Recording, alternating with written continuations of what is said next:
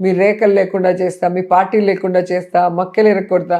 నువ్వు రౌడీవా లేదా మటన్ మస్తానువా మక్కలు కొట్టడానికి? సండే అయితే మటన్ చికెన్ మొక్కలు కొట్టి పెట్టడానికి. ఆయన మాట్లాడే మాటలు చూస్తే సినిమా డైలాగులు సినిమాకి బాగుంటాయి, బయట ఇలాంటివి మాట్లాడితే ఏం పొలిటీషియన్ రా వీడిని ఎట్టరా భరించాలనే తలలు పట్టుకుంటున్నారు జనాలు. అయితే రోజా గారు అప్పుడు అధికారంలో ఉన్నప్పుడు ఎక్కువగా రోజా గారు వర్సెస్ పవన్ కళ్యాణ్ గారి కాంట్రవర్సీసే రోజు కనిపించేవి కదా. ఇప్పుడు అసలు గెలిచే అవకాశమే లేదు, ఆయన గెలిస్తే చూద్దామని సవాల్ చేసిన పరిస్థితి నుంచి రాష్ట్రానికి ఇప్పుడు ఆయన ఇంత పెద్ద పోర్ట్ఫోలియో కూర్చున్న డిప్యూటీ సీఎం, అవసరమైతే హోమ్ మినిస్టర్ తీసుకుంటాడు మా నాయకుడు అని పవన్ కళ్యాణ్ అభిమానులు జనసేన నాయకులు చెప్తూ ఉన్నారు. అంత సిగ్గులేని జెండా మోసే కూలీలు నేను ఎక్కడ చూడట్లా. వాళ్ళ జెండా తప్ప అన్ని పార్టీల జెండాలు మోస్తారు, వాళ్ళ నాయకుడికి భజన చేస్తాడు. వాళ్ళని నేను సూటిగా అడుగుతున్నాను, మీ నాయకుడు పార్టీ పెట్టి ఎవరికి ఉపయోగం?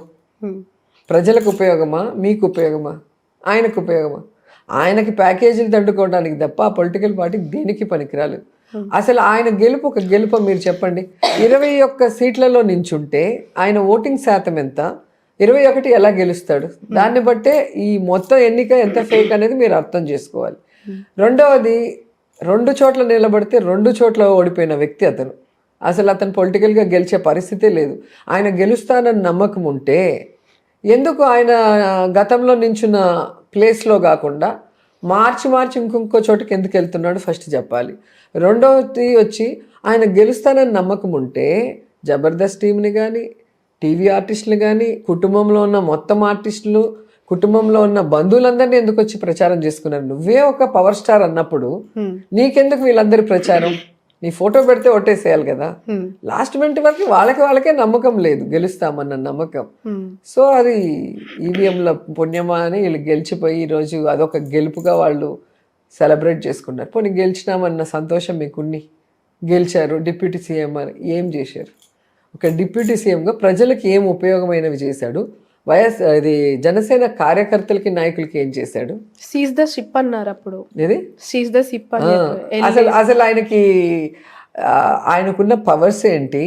ఆయన చెప్పిన మాటలకి ఏమైనా వాల్యూ ఉందా? లేకపోతే అవన్నీ కూడా ఈయన పరిధిలోకి వస్తాయా?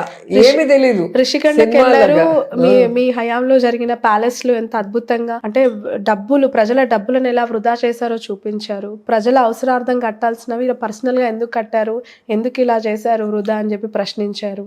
ప్రజల డబ్బుల్ని వృధా చేయడంలో నెంబర్ 1 ఎవరంటే పవన్ కళ్యాణ్, చంద్రబాబు నాయుడు, లోకేష్.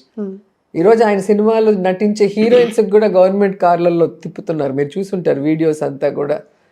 సో ఈయన ఎలా హెలికాప్టర్లు వాడుతున్నారు, ఈయనకి ప్రొటెక్షన్ ఎంతమంది ఆయనకి సెక్యూరిటీ పెట్టారు, ఆయన వెళ్ళే స్టార్ హోటల్స్, ఇవన్నీ మీరు చూస్తే అర్థమవుతుంది ఎవరు ప్రజల డబ్బుని వేస్ట్ చేస్తున్నారు. ఈరోజు రిషికొండ అనేది వైజాగ్కి ఒక తలమానికం లాంటిది. మన ఆంధ్రప్రదేశ్కి ఒక ప్రైమ్ మినిస్టర్ వచ్చినా, ఒక ప్రెసిడెంట్ వచ్చినా, లేదా దేశ విదేశాల నుంచి ఎవరైనా ముఖ్యమైన వాళ్ళు వచ్చినప్పుడు వాళ్ళు ఉండటానికి ఒక ప్లేస్ ప్రభుత్వం తరఫున ఈరోజు జగన్మోహన్ రెడ్డి గారు కట్టించినందుకు వీళ్ళు సంతోషపడాలి. ఆ లోపల వెళ్ళినప్పుడు వీళ్ళంతా ఫోటోలు తీసుకొని వీళ్ళంతా చూసి ఈరోజు టీవీ ముందర అలా మాట్లాడుతున్నారు. కానీ ఒక్కసారి వాళ్ళ మనస్సాక్షిని కనుక వాళ్ళు టచ్ చేసుకుంటే వాళ్ళు చెప్తారు, అందరూ చూసారు లోపల అన్ని బిల్డింగ్స్ చూసారు. ఎందుకు ఆ స్థాయిలో ఇది ఒక ప్రైవేట్ ప్రాపర్టీ అని చెప్పి ఒక ప్రాపగండా. నా క్వశ్చన్ కంటిన్యూ. రోజా గారు అధికారంలోకి వచ్చిన ఫస్ట్ టైం రిషికొండకు సంబంధించి చాలా మేజర్ కాంట్రవర్సీ క్రియేట్ అయింది అక్కడే. ఎందుకు అనంటే అందులో దాదాపు 35 లక్షలు 45 లక్షల వర్త్ ఆఫ్ టేబుల్స్ పెట్టారు. ఇంత కాస్ట్ అయిన కుర్చీలు, తినే ప్లేట్స్, స్పూన్స్, బాత్రూంలో ఉండే కమోల్స్ దగ్గర నుంచి చాలా కాస్ట్లీవి తీసుకొచ్చి పెట్టారు. అది జగన్ గారి పర్సనల్ ప్యాలెస్ మాత్రమే అని చెప్పి ఎందుకు అలా మాట్లాడారు? ఈరోజు తీరా ప్రభుత్వం నుంచి అక్కడ పీపీ పిలిచి టెండర్లు చేసిన పరిస్థితి, వాళ్ళే ఒప్పుకొని మళ్ళీ అది అధికారిక అంటే నాకు ఇక్కడ అర్థం కావట్లేదు. చంద్రబాబు నాయుడు వేయటానికి, మట్టి జల్లటానికి తన పచ్చ ఛానల్ని ఎలా ఉపయోగించుకుంటాడు, తను ప్యాకేజ్ ఇచ్చిన వాళ్ళని ఎలా ఉపయోగించుకుంటారో మీ ద్వారా అందరికీ తెలియజేస్తున్నా. అది జగనన్న ప్రాపర్టీ, జగనన్న సొంతము, అది జగనన్న భార్య కోసం కట్టాడు అన్నారు కదా. మరి మీరెందుకు పెట్టుకున్నారు? జగనన్నకి ఇచ్చేయండి, ఎందుకు ఇవ్వలేదు? సో ఫస్ట్ పాయింట్ ప్రజలు ఈరోజు తెలుసుకోవాలి, అధికారం చంద్రబాబు నాయుడు చేతిలో ఉంది, కూటమి ప్రభుత్వంలో ఉంది. మరి అది జగన్ గారి ప్రాపర్టీ అయితే ఈరోజు ప్రభుత్వం దగ్గర ఎందుకుంది? ప్రభుత్వం ఎందుకు దాన్ని టెండర్స్ పిలుస్తున్నారు పీపీపీ మోడల్ ఫస్ట్. రెండవది ఈ ఋషికొండ అనేది వీళ్ళు కోర్టులో కేసులు వేస్తే కోర్టులో ప్రతి పేపరు డాక్యుమెంట్ సబ్మిట్ చేసి ఒక గోడ కట్టాలన్నా, దాంట్లో ఒక ఫర్నిచర్ కొనాలన్నా, అక్కడ ఒక చెట్టు నాటాలన్నా, ఒక చెట్టు తీయాలన్నా within the court purview, court ఏమంటే కనుసన్నల్లోనే అది మొత్తం కట్టడం జరిగింది. తప్పు జరిగితే కోర్టు ఎందుకు సమర్థిస్తుంది మీరు చెప్పాలి. రెండవది. మూడవది, ఈరోజు సంవత్సరం 8 నెలలు జగన్మోహన్ రెడ్డి కట్టిన ఆ కట్టడాన్ని ప్రజలకు చూపించడం మీరు ఇష్టపడలేదు. ఎందుకంటే అంత అద్భుతంగా తక్కువ కాస్ట్లో అంత అద్భుతమైన బిల్డింగ్స్ని టూరిజం తరఫున కట్టి ఈరోజు టూరిజం కోసం పెడితే మీరు టూరిజంకి యూజ్ చేయట్లేదు, ఏవైనా స్టార్ హోటల్స్కి లీజ్కి ఇవ్వట్లేదు, మీరు వాడుకోవట్లేదు. కేవలం జగనన్న మీద బురద చల్లటానికి మీ మీడియాని, మీ యూట్యూబ్ని వాడుకొని అక్కడ ఇది ఉంది, ఇక్కడ అది ఉంది అంటారు. మీరు అక్కడ ప్రజలకి సందర్శనార్థం పెట్టండి, ఒక టూరిజం స్పాట్ లాగా పెట్టండి. రిషికొండ ప్యాలెస్కి ఎంట్రీ 200, ఎంట్రీ 500, ఎంట్రీ 100 మీ ఇష్టం. పెడితే ప్రజలు వచ్చి చూస్తారు కదా ఇది వేస్ట్ ఆఫ్ మనీయా లేదా అద్భుతమైన కట్టడమా అని. ఎందుకంటే చంద్రబాబు నాయుడు 4 సార్లు ముఖ్యమంత్రి అయితే ఈ రోజు వరకు ఒక అద్భుతమైన కట్టడం ఆయన కట్టింది ఒక్కటి చెప్పండి, చెప్పుకోవడానికి ఒక్కటి లేదు. కానీ జగన్మోహన్ రెడ్డి గారు 5 ఏళ్లలోనే, 2 ఏళ్ళు కోవిడ్ వచ్చినా ఆ 5 ఏళ్లలోనే ఎన్ని మెడికల్ కాలేజీలు కట్టాడు, ఇలాంటి బిల్డింగ్స్ ఎన్ని కట్టారు, ఎన్ని ఏమంటారు హార్బర్స్ కానీ. సో ఇట్లా ఏది తీసుకున్నా కూడా జగన్మోహన్ రెడ్డి 5 years టైంలో ఆయనే భూమి పోచి ఆయనే ఎలా స్టార్ట్ చేశాడు, ఇన్ని ఎలా కట్టాడు అనేది వాళ్ళకి కడుపు మంట.